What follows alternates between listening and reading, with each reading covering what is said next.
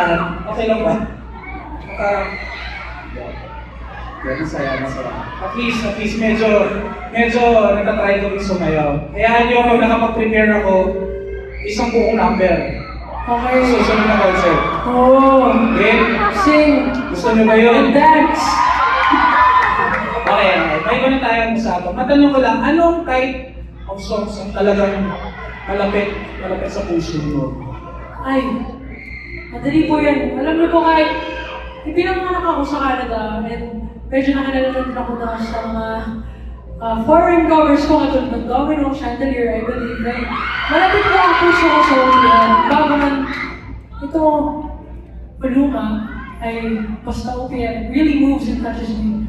Totoo naman, di ba? Iba talaga ang OPM. Ako din naman, ibang-iba talaga ang puso at ang damdamin ng mga lyrics ng mga I love you too. Mag-friends ko na wala ako dito. Hindi, pero seryoso, pag OPM, yung mga message ng song talaga, ramdam na ramdam talaga, talagang tunay na makapagpagdamdamin, di ba? Opo, at yan ang mga parang malalim na mababaw, kung minsan mababaw na malalim, yes ba? Yes na ba? Parang malalim. Basta parang ganun.